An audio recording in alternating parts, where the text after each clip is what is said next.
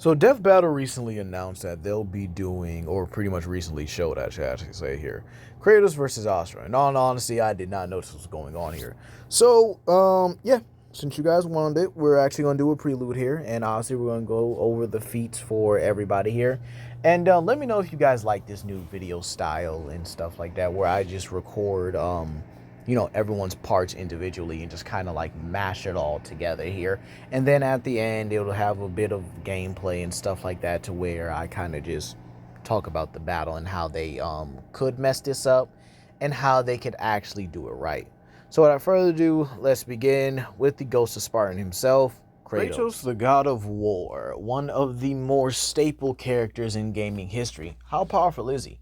Well, there's actually a couple ways you can actually get this here. Multiversal, complex multiversal, and even hyperversal. Simply because, again, he does have those, kind of feats to where he surpasses both pantheons. But let's talk about it, right? The God of War cosmology is something very simple. Something I think Deathbattle should be able to get right here. Infinitely layered hierarchies, with the pantheons being separated by interdimensional barriers here. The pantheons do, however, have their own scaling, with some pantheons being more powerful than others here. The only pantheons we don't know fully fledged about here, but we know they exist, are the Aztecs, the Japanese, or the Chinese, excuse me, whichever one the katana comes from. Maybe it's from both cultures, so I'll just say Chinese and Japanese here, and the Egyptians here. So, with that being said here, Kratos should easily have infinite to immeasurable speed, as he's been able to react to and block the light of Helios, which is able to encompass the underworld, which is not only infinite in size, but infinitely layered. Keep in mind the god like Uranos here was able to actually stop the little concept of chaos and pretty much birth the cosmology in a fight with all the other primordials. The primordials scale below the Titans, with the Titans being able to beat them, and then we have the gods of Olympus, which scale above the Titans pretty easily here. You see, Kratos also should have, regeneration, longevity, and stuff like that there. So he's pretty good. He's pretty good here. But let's talk about his weapons, right? We have the following: the Leviathan Axe, the Blades of Chaos, okay, the Draupnir Spear, and the Blade of Olympus. Now you might say legendary. What about all the other stuff, right? What about the Claws of Hades, the Nemean Zesties, and stuff like that there? They should not use those. Again, I do think that it would be fair to give Kratos his more current weaponry than his past ones here. You see, the reason why I'm saying that is because we know that in the game that Kratos confirmed to Atreus that he cannot use those weapons anymore because when he destroyed Olympus, the magic left. Albeit, I do think the Claws of Hades should be usable here, considering the sheer fact he did take Hades' soul. So he should have retained that level of magic unless somehow he destroyed him here. But I digress here. The Leviathan Axe scales to Mjolnir and is actually, dipped in the World Serpent's Venom, which bypasses the healing factor of gods here. Keep in mind, this weapon would have killed anybody. Even characters like Thor, who's been able to, shake the World Tree, which is an infinitely layered, construct, a primordial construct, mind you here. Then there's also Freya, who's also equal to him. And so the Leviathan Axe is basically able to bypass the durability of his opponents and even poison them, if you want to say that here. Even creating things like frost storms, being able to freeze its opponents in place and stuff like that. Then you have the Blades of Chaos. I think that should be pretty simple for Deathbattle to pretty much cover. The fire manipulation, the fire magic, Kratos being able to grapple and get in close here. Then you have the Draupnir Spear, with the Draupnir Spear being able to replicate itself over a dozen or infinite amount of times here. So the Draupnir Spear would actually be a very versatile weapon, being able to create miniature explosions with them, set traps for his opponents here, and then you have the sheer fact that it can literally rain other spears. Then you have the Blade of Olympus, the GOAT. Now, the Blade of Olympus is now within Kratos, as this is pretty much part of his power, the power of hope here. The Blade of Olympus allows Kratos to basically kill any god, even though it does come at the cost of him basically dumping all of his godly powers into this blade and him being able to literally kill any god. This has killed, or basically almost killed, the likes of Zeus, who created the blade here. Has been able to kill the Titan Kronos, who is again above his father Uranos, who created the entirety of the cosmology. As for his defensive weapons, he obviously has his guardian shield. Now, it doesn't matter which version of they use here, it does the same thing here. Able to absorb kinetic energy and is actually able to bounce it right back of his opponent here. Keep in mind, all of the skill trees that Kratos simply unlocks during the game here should count towards his versatility here. He's definitely going to be the more versatile of the two here. And considering the sheer fact that the shield can only be broken if it's really interfered with the construct making of this attack here. But again, this would have to come from characters that are faster than light to immeasurable levels of speed, like Freya, who is a Valkyrie queen, meaning she's faster and stronger than the other Valkyries. This is, again, something stated in the game. All right, it should be very simple. Now, again, some things they should not do, but they could possibly do. Do not scale Kratos to other pantheons other than the Norse and the Greek. He does not scale to the Egyptians. He does not scale to the Aztecs. As again, yes, he fought Tyr, who is using the powers and abilities here, but that does not mean Tyr is literally on par with beings like Apophis and Quetzalcoatl here, just for example. And so that should honestly cover it for Kratos. He pretty much has everything he needs here. So now we can actually move on to his opponent, Asura. Asura from Asura's Wrath is one of Capcom's most goated games of all time here.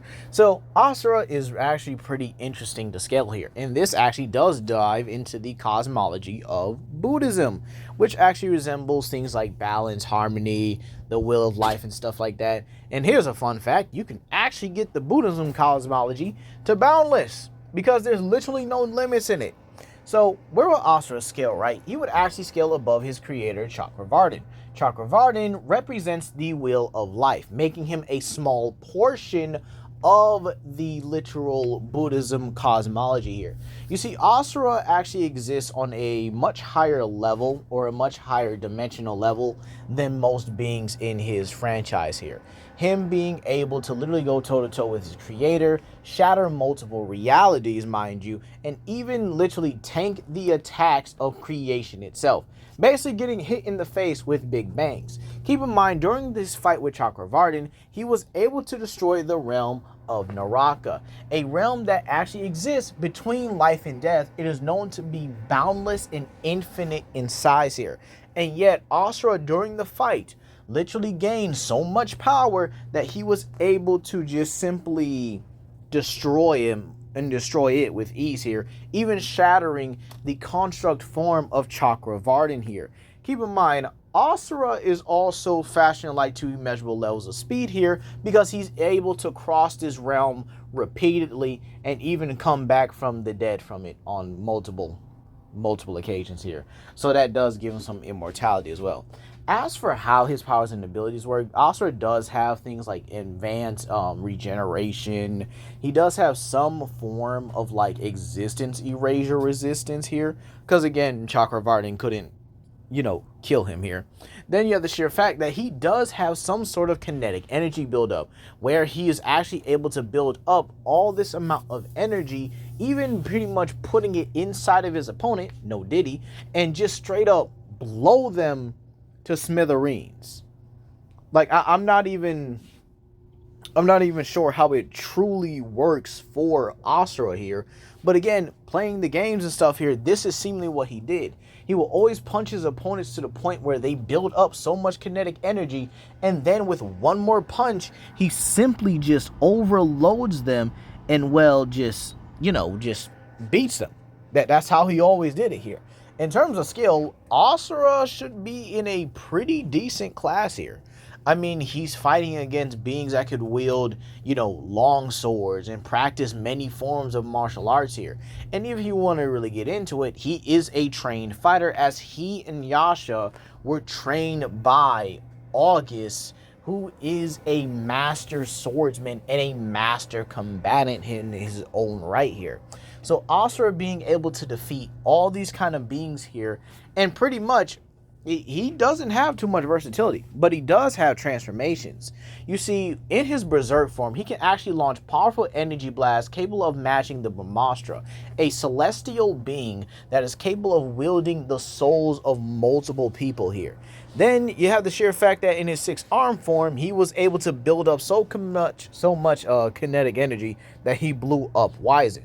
Then there's his mantra form, which is a lot stronger. Now you might say, oh, well, what about Asura the Destructor? No, that was kind of a one-time thing here. However, he can open the reactor in his chest to absorb like multiple kinds of energy. So there you have it for Asura, everyone here. This guy is pretty busted. So now y'all might be like, okay, Legendary, give us the scoop. Who do you think wins? And how do you think Deathbattle is going to handle it? Now, who do I think wins? Base to base? Going all just both of their multiversal stuff here, I give it to Kratos, high difficulty. Now, the reason why I'm definitely saying that is because Kratos not only has all these weapons and abilities, but he has a lot more defensive measures than Asura here. Now, again, do I think Deathbattle could get this wrong? Yes. I mean, I think we've seen plenty of times here on this page that this is a literal thing here, to where they give characters that should have won the loss. Think about it. Bardock versus Omni-Man should have been easily in Bardock's favor. They gave that man Super Saiyan on top of his already stacked up base here. And he should have been dog walking Omni-Man. But yet no, they somehow tried to overhype one feat to try to give Omni-Man the win. Absolutely crazy. But then you also had other fights from the past. Ben 10 versus Green Lantern. Unicron versus Galactus. I mean, y'all already seen that on my page. And then, let's wait. Galvatron versus Silver Surfer in a debate, right? So do I expect them to really just get this right with the information? Their research has gotten a bit better. But again, they are known to downplay one character to try and uplift the other. That is something that should not be happening when you have a platform as big as this. Okay? Each character should be treated fairly. Each character should be treated equally. There should be no downgrades or downplay of one character doing something here to try and upstage or uplift the character that you want to win so badly. You got to keep your biases out of it when it comes down to these certain things here. Okay? And so, how do I think this fight could play out? Well, believe it or not, I actually do think Kratos and Asura can have a back and forth here, with Asura going through all of his forms until it gets to his mantra stage here. However, Kratos might have to use a Spartan Rage to try and boost himself here. However, I think it is going to go in such a way here where they both can be back and forth, and then eventually Asura gets, kind of used to Kratos's, shielding and stuff like that, with his shield and stuff. And then actually as the shield forms, he manages to either grab it with one of his arms and disables it, or he pretty much finds a way to break it and stop it completely. Meaning Kratos now has to rely on an offensive measure that would give Asura the advantage here. And then this is where Kratos could actually start utilizing more of his versatility to try and combat Asura here. To which he can then switch to the Leviathan Axe and start hacking some of Asura's arms off while he's frozen and stuff here. But then we also have to go into the sheer fact that the Leviathan Axe also has the World Serpent's Venom, which will nullify the healing capabilities of any god. Now again, you would definitely have to make the argument that Thor's healing factor is better than Asura's here. But then again, Asura is also immortal, so it's very interesting on how that could play out here. Would it work on Asura's healing factor? Because again, they are seemingly different in some ways, but yet similar.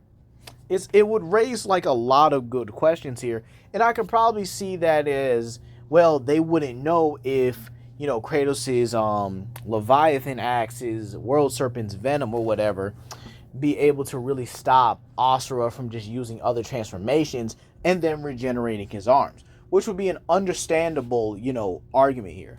Then you would have his Berserker stage here. And believe it or not, I definitely think Kratos would definitely have to play evasive with that, especially with the volley of energy attacks that comes from that form here. And definitely not risk getting caught in that beam here. Likely making sure that it runs the clock until the transformation or until the energy reserves simply burn out. But then you have Mantra, Asura here, which again just adds a much higher level of power. So again, I do think Kratos could possibly get overwhelmed during the fight. And again, it would make so much sense if that is how Asura would win. He's able to overwhelm Kratos on a more offensive level. However, the real problem comes in with the Blade of Olympus. That is going to kill Asura no matter what he does here. No matter if he tries to dodge or weave around it here. Once that blade hits, it is over. The only way you are going to argue that Asura really wins is if the speed gap between him and Kratos is basically just wider. And Asura has the advantage in terms of speed here. However, both of them have infinite to immeasurable levels of speed, both in travel, combat, and reaction here. So Kratos and Asura could easily have a back and forth with each other because of this kind of speed here. And believe it or not, I think Kratos' weapons actually just give him way too much of a defensive measure against Asura here.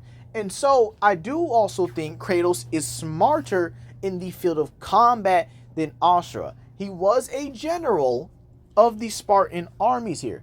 Plus, if you look at his fight with Heimdall, he fights more strategically, okay? Setting down traps and stuff like that, making sure, Heimdall catches the spear and stuff here.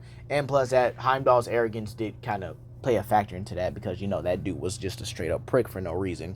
But then you have the sheer fact that, again, the Draupnir Spear, Blades of Chaos, the Leviathan Axe, all have AoE attacks that can easily throw Asura off of his game here. So at the end of the day, they should give it to Kratos, okay?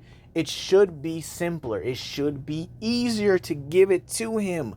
But again, we still have to remember, this is Deathbattle, okay? This is Screw Attack. And again, they could easily screw this up at the end of the day. But that's going to be all for today, guys. Please comment down below, like and subscribe and share with your friends. This is Legendary Grimlock, and I hope you guys have a blessed day.